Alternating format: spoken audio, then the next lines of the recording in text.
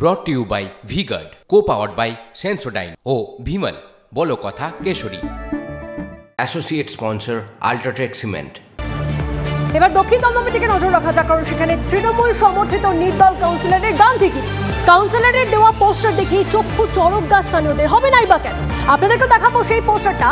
কাউন্সিলরের হোর্ডিংয়ে BJP, CPM, তৃণমূলের প্রতীক। হোর্ডিংয়ে লেখা আমরা সবাই পরিবারের মতো।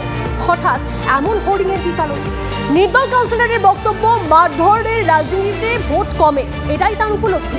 এদিকে ভোটের ফল বলছে দক্ষিণ দমদমের 4টি এবং দমদমের 11টি ওয়ার্ডে পিছিয়ে রয়েছেন তৃণমূল প্রার্থী সৌগত রায়।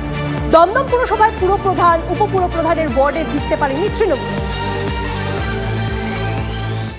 আমি একটা ব্যালট দিয়ে সবার কাছ থেকে মতামত নিয়েছি যে আমার কি করা উচিত, আর নির্দল দাঁড়িয়ে আমি 96% ভোট পেয়েছি।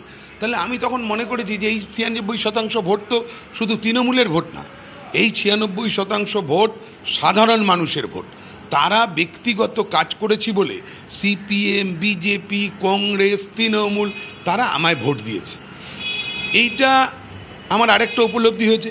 এবং যখন আমি এই ব্যালট দিলাম যে আমার কি করা উচিত, দলে জয়েন করা উচিত কিনা, তখনও দেখেছি বেশিরভাগ মানুষ আমায় বলেছে তুমি যেরকম আছো সেরকমভাবেই থাকো। দেবাশিসবাবু হয়তো পোস্টার দিয়ে করেছেন, কিন্তু আর বাদবাকি ধরুন আমরা বা আরও যারা আছেন তারা পোস্টার আমরা দেইনি। পোস্টার দিলাম না মানেই আমরা বিরোধীদের মারধর করছি, বিরোধীদের সাথে খারাপ ব্যবহার করছি, এরকম বিষয় নয়। মমতা বন্দ্যোপাধ্যায়, অভিষেক বন্দ্যোপাধ্যায় আমাদেরকে নির্দেশ দিয়েছেন এবং রাজ্যব্যাপী নির্দেশ যে ভোটের পরে কোনো রকম হিংসাত্মক ঘটনা যেন কোথায় না ঘটে। তো সেই হিসাবে আমরা সেই পথই অবলম্বন করে চলেছি এবং সাধারণত তৃণমূল জয়ী হওয়ার পর ম্যাসিভ আকারে আজ পর্যন্ত কোনো ভোট পরবর্তী হিংসাত্মক ঘটনা ঘটেছে বলে আমার মনে হয় না।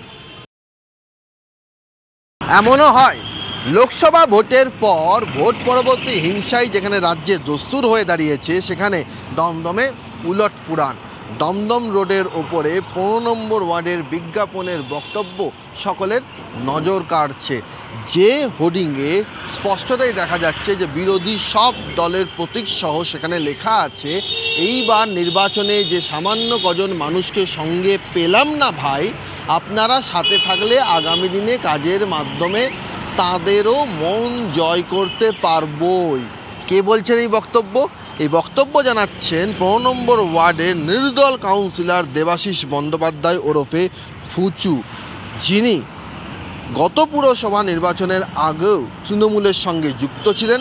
এখন নির্দল হলেও তৃণমূলের সঙ্গে তার সখ্যতার সম্পর্ক বহাল রয়েছে বলেই তার ঘনিষ্ঠ শিবির জানাচ্ছে। সেই নির্দল কাউন্সিলর এমন বক্তব্য জানাচ্ছেন, তবে কি সেই বক্তব্যের মাধ্যমে তার সতীর্থদের যারা এখনও তৃণমূলে আছেন তাদের খোঁচা দিলেন দেবাশিস বন্দ্যোপাধ্যায়? বিরোধীরা বলছে এসব কিছু নয়, এসবই আসলে প্রচারের মোড়ক। তৃণমূল এবং তৃণমূল ঘনিষ্ঠ নির্দল কাউন্সিলর যা আগে ছিলেন তা এখনও আছেন, পরিবর্তন শুধু হয়েছে হোর্ডিংয়ে, আর কোথাও নয়। ক্যামেরায় দেবব্রতের সঙ্গে Sourav Dutta, TV9 Bangla, Dumdum. Brought to you by V-Guard, co-powered by Sensodyne O Vimal বলো কথা কেশরী। Associate sponsor UltraTech cement.